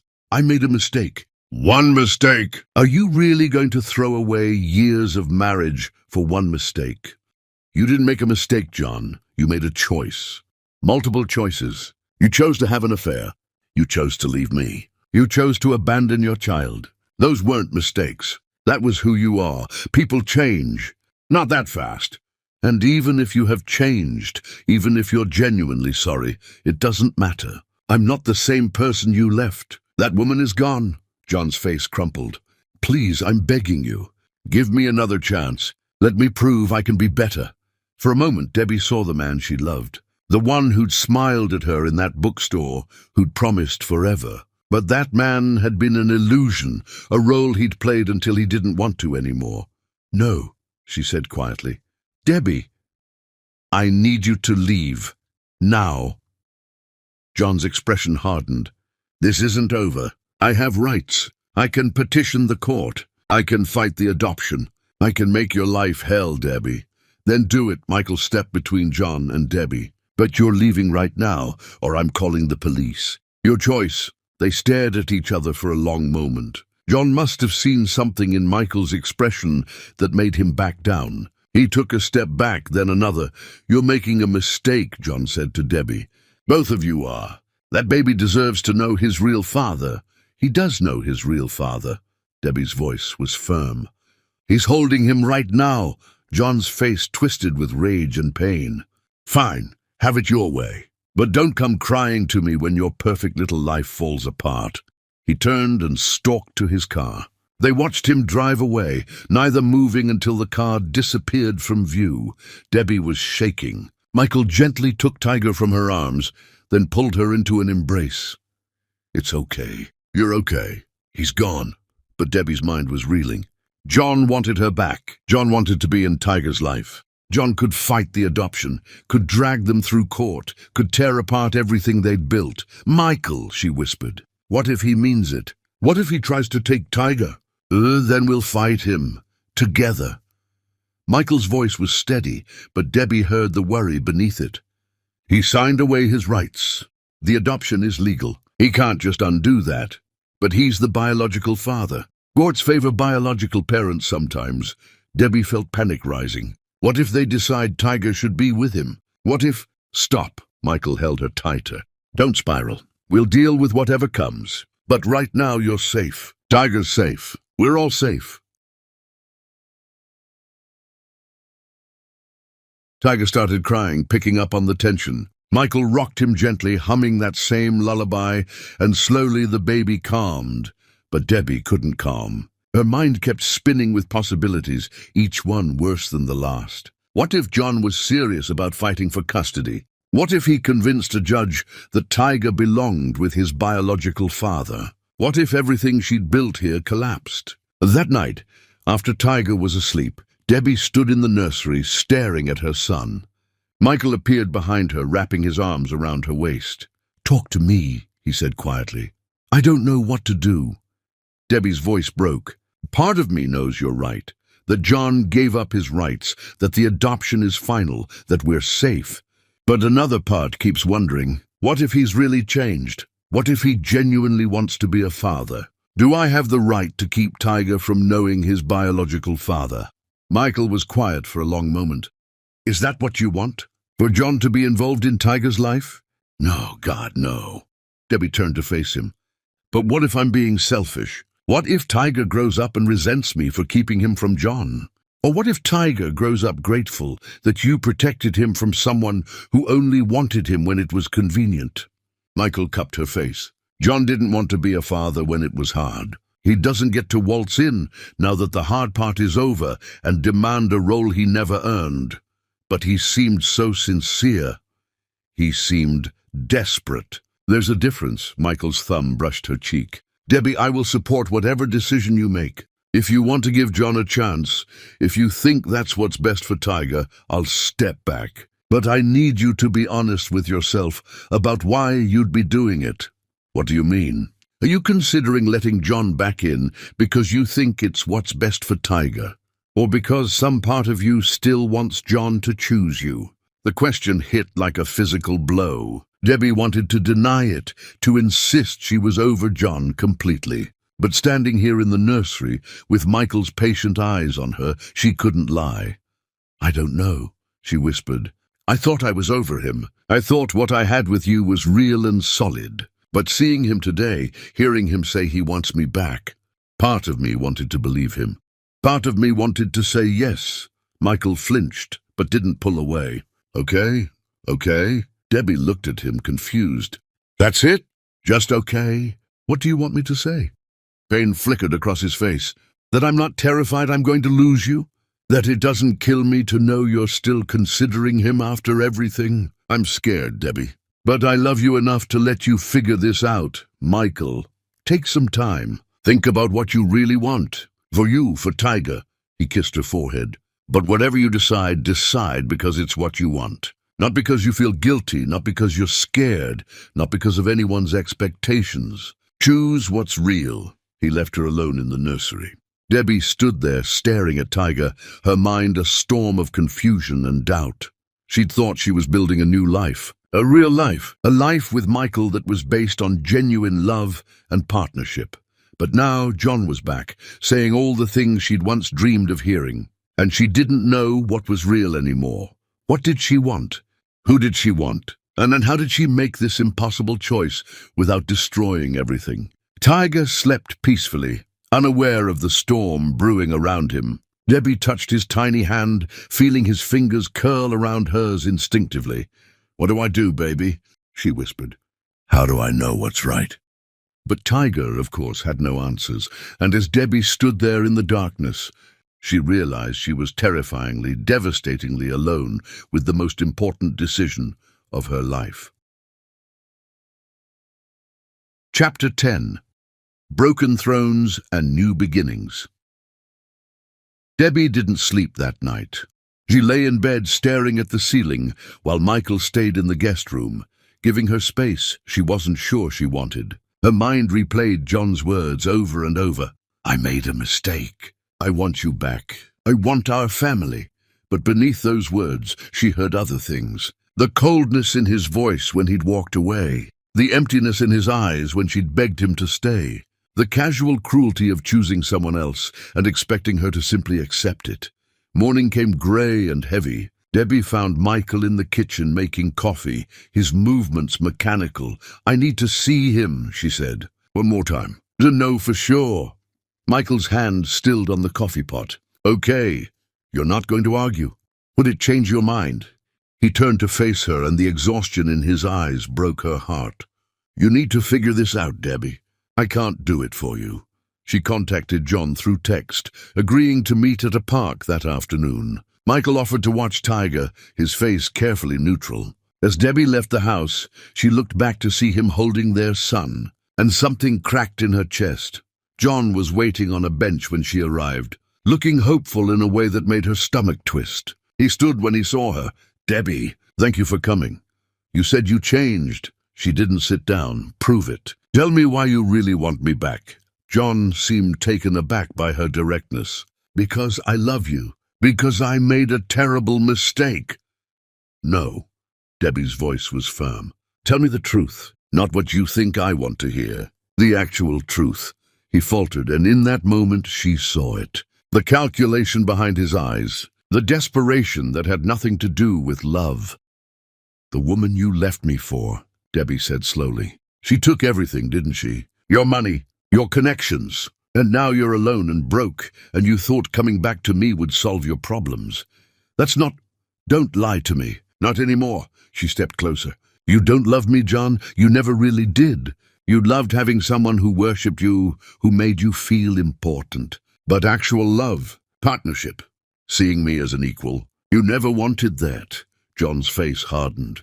"And you think that guy does? He's just using you, Debbie.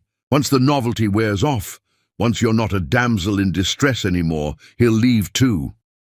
"Maybe he will." The possibility hurt, but she said it anyway. "But at least he sees me, actually sees me. When was the last time you asked me what I wanted, John? What I dreamed about? What made me happy? No, you can't even remember, can you?" Tears streamed down her face, but they weren't tears of heartbreak anymore. They were tears of clarity. "I spent years making myself smaller for you, giving up my dreams, pretending to be whoever you needed me to be. And it was never enough, because you didn't want a partner. You wanted an audience. Debbie and Tiger." Her voice turned cold. "You don't want to be his father. You want to possess him, to use him as leverage to get what you want. But he's not yours anymore, John. He belongs to himself, and to people who actually love him. I'm his father." No, Debbie's voice was steady now, certain.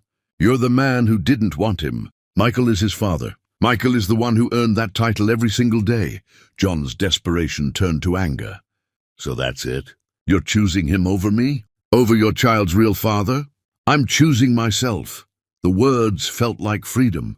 "I'm choosing the life I've built. The life where I'm not constantly afraid of losing someone's love. The life where I'm enough exactly as I am." She turned to walk away, but John grabbed her arm. "You can't do this. I won't let you. Let me go, John." Her voice was ice.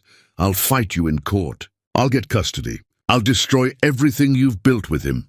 Debbie looked at his hand on her arm, then into his eyes, and she saw what she'd been blind to for so long. He was small, petty, desperate, not the man she'd built up in her mind, but just another broken person trying to fill his own emptiness by taking from others. "Do it." She pulled her arm free. "Take me to court. Fight for custody. Do whatever you think you need to do. But you'll lose, John, because I have proof of everything. Your abandonment, your signed consent to the adoption, your own words admitting you didn't want Tiger, so go ahead and try. Spend whatever money you have left on lawyers. It won't change the truth that you're not capable of the kind of love Tiger needs, or that I deserve." She stepped back. "Goodbye, John. I hope you figure out what you're really looking for. But it's not me, and it's not my son." She walked away while he stood there stunned, and with each step she felt lighter. The ghost of who she'd been, the woman who begged and pleaded and made herself small, died there in that park. In her place stood someone new, someone stronger. When she got home, Michael was in the living room with Tiger, who was having tummy time on a blanket. Michael looked up when she entered, his expression guarded. "How did it go?" "Oh, it's over." Debbie sat down on the floor beside them. "Really, truly over. What happened?" I saw him clearly for the first time. Saw what he really wanted. And it wasn't me or Tiger, it was just his own ego. She reached out to tickle Tiger's feet, making him gurgle happily.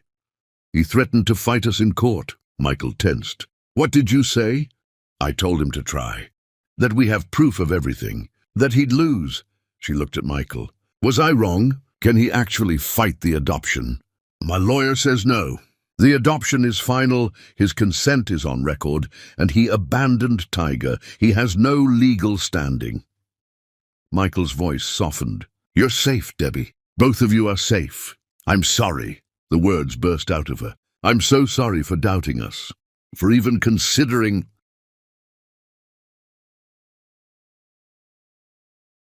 "Stop." Michael cupped her face gently. "You needed to be sure. I understand that. And I'd rather you be sure now than wonder forever.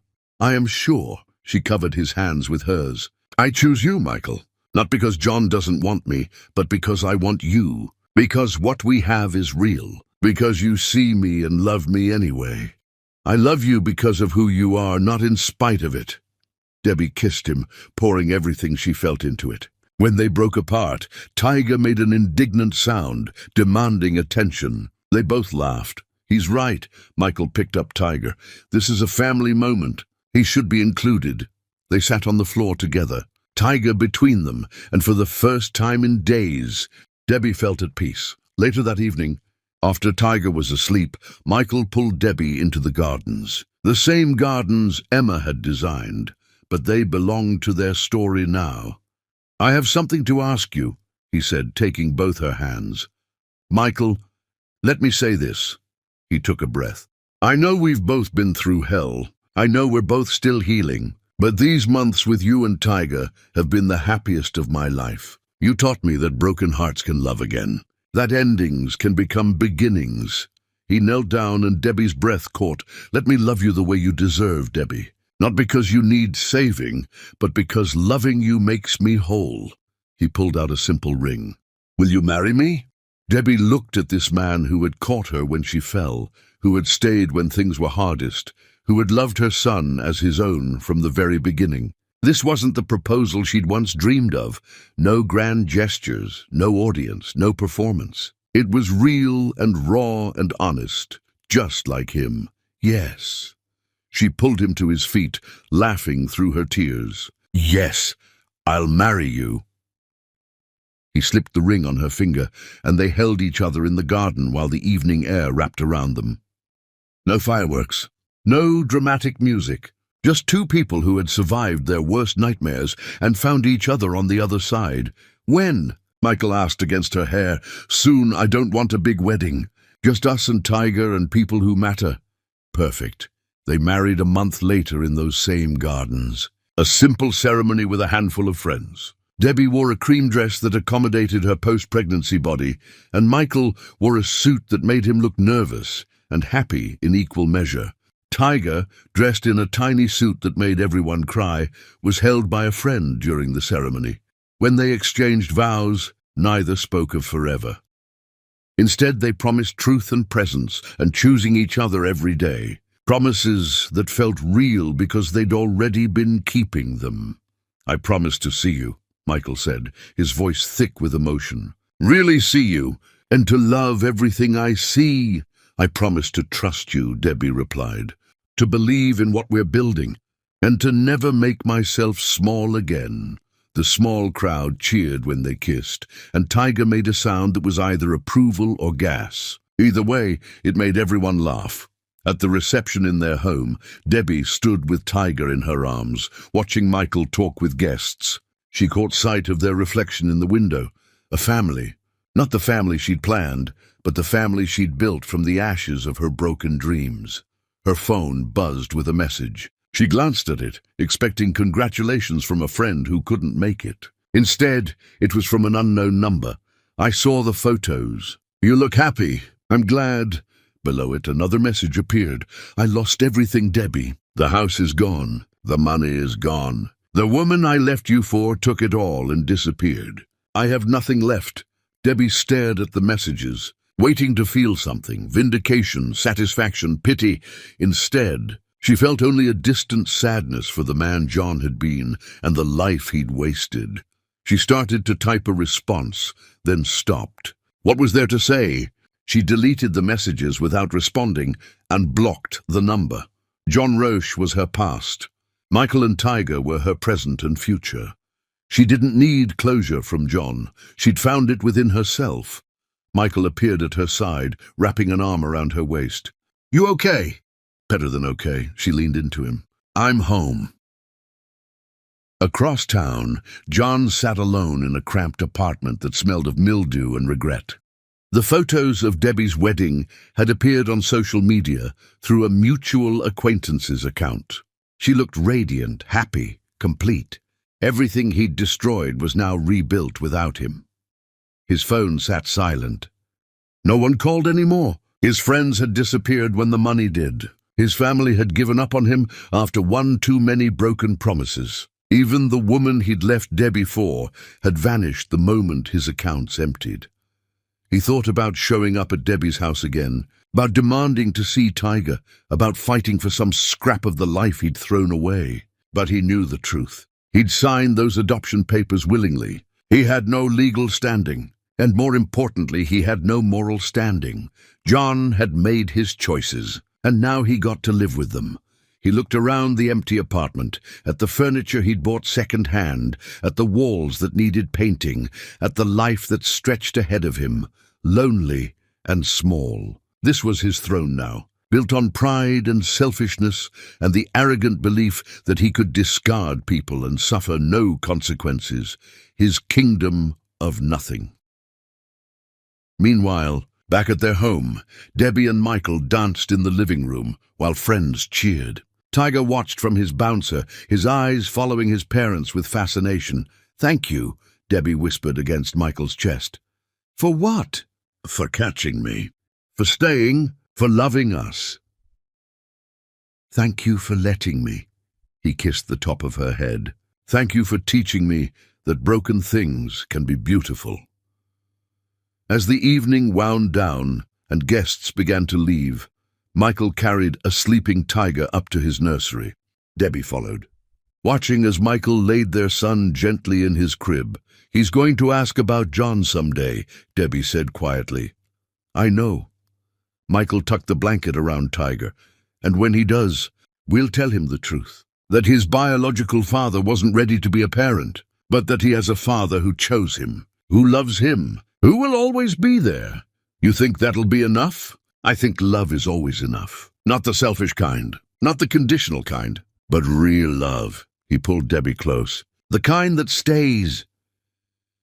They stood together watching Tiger sleep, two people who had collapsed under the weight of their broken hearts and somehow found the strength to rebuild. Not separately, but together. Not by forgetting their pain, but by transforming it into something beautiful. Debbie thought about the woman she'd been on those courthouse steps. Devastated, certain her life was over, unable to imagine a future without John. That woman had died there, and in her place had risen someone stronger, someone who knew her worth, someone who understood that the right kind of love doesn't make you smaller, it makes you whole. "What are you thinking?" Michael asked.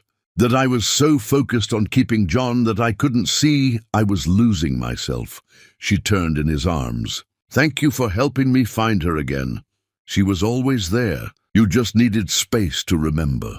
They went downstairs hand in hand, husband and wife, partners in every sense. The house that had been a mausoleum of lost dreams was now filled with the sound of their laughter, their love, their life.